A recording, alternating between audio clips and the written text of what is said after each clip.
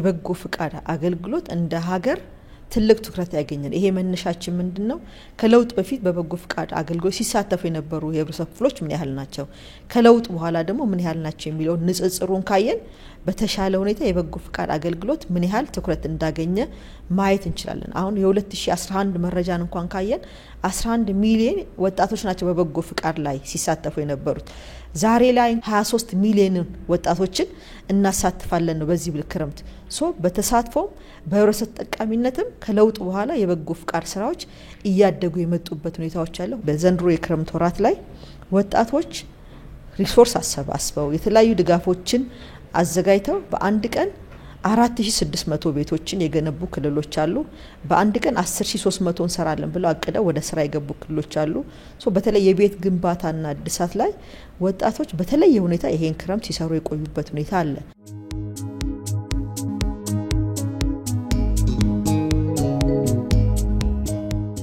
የበጎ ፍቃድ ስራ ማህበራዊና ኢኮኖሚያዊ ብቻ ዘርፈ ብዙ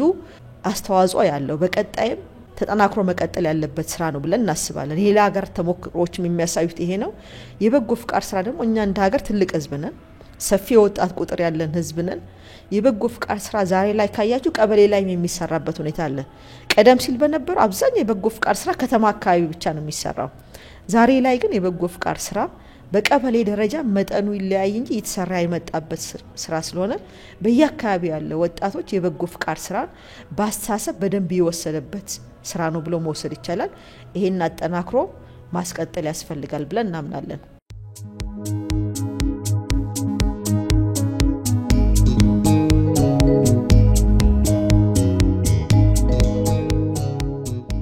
ትራፊክ እሰራለሁ ትራፊክ ሲሰራ በገንዘብ ማልተካው ደስታ አገኛለሁ የሰው ህይወት ሳድን በትር ሰዓት ደግሞ ደም አስተባብራለሁ ደም ሳስተባብር ደግሞ እናት በወሊድ ምክንያት በደም ጦት ትሞታለች በአደጋ ምክንያት በመኪና አደጋ የሰውን ህይወት የመሰለ ነገር በደም ጦት ይቀጠፋል በደም ጦት ሰው ይሞታል ያ ነገር ለመታደግ ሰው ተኮር የሆኑ ስራዎችን ወደፊትም ወጣቶችን በማነቃነቅ የበጋውን ስራ ለመስራት ዝግጁ ነኝ በትራፊኩም ላይ በቤቶችን በማደስ በጎነት በሆስፒታል ላይ መሳተፋለሁ በተሻለ የተለየ ፍቅር መስጠኝ ትራፊክ ላይ መስራት ደስ ይለኛል የአደጋን ከመከላከል አንፃርም ምናድነው ብዙ ጊዜ ተማሪዎችንም ትምህርትም ስለተጀመረ ተማሪዎችንም ከመርዳት ከማገዝ አንፃር ትራፊክ ላይ መስራት ደስ ይለኛል ነገር ግን ሁሉንም በጋን የተሻለ ነገር መስራት እንፈልጋለሁ እኔ እንደግለሰብ ካለፉት ጊዜያቶች የተሻለ ስራ ሰራለሁ ብዬ አስባለሁ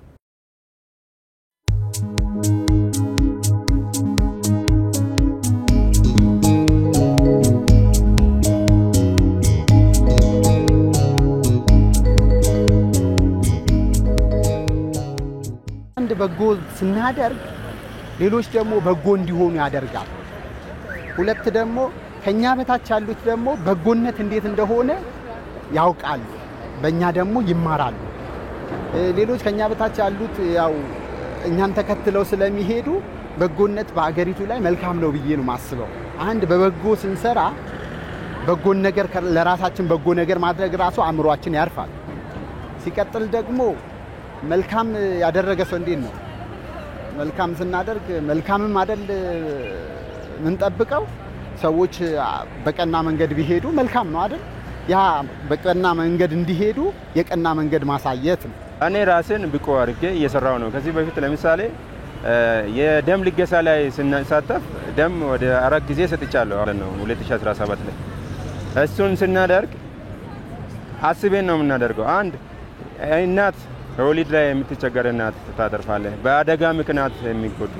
እነሱን ታተርፋለህ እሱን አስቤን ነው የምንሰራው ማለት ነው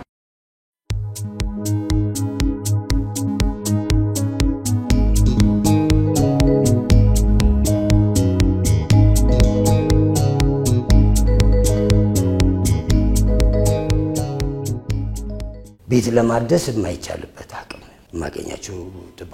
ቤት ጥበቃ ደሞዞች ውስኖች ናቸው ልጆቹ ይማራሉ ቤትንም ለመስራት ቤቱን ለመለወጥ አስቸጋሪ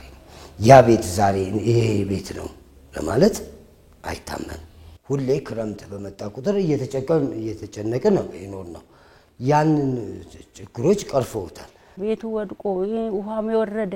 መዘብዘፋ ያረኩ በጣም በቃ ሸራራብስ የሚልብስን ነው የሚተኛ አልጋ ላይ እንደዛ ነበር ቤቴ ማለት ነው ብዙ ነገር አጋጠመኝ። ሰው ቤት ሮጣለሁ፣ እንጀራ ጋግሬ ምን ብዬ ገባለሁ። ስገባማ በስስ ብሎ ይጠብቀኛል። ውሃውን እንደፋለን፣ ለሊት እነሳለሁ። በቃ አልተኛውም ነበር። ለሊት ሁሉ እረፍት የለኝም ነበር። ከዛ ልጅ የሚያለቀሰ እስከ መቼ ነው መንግስታችን ጋር ውጪ፣ ወደ ቀበሌ ውጪ ምናምን ይለኛል ነበር። ከዛ አሁንም ወይው እግዚአብሔር ይመስገን እነሱንም አመሰግናለሁ።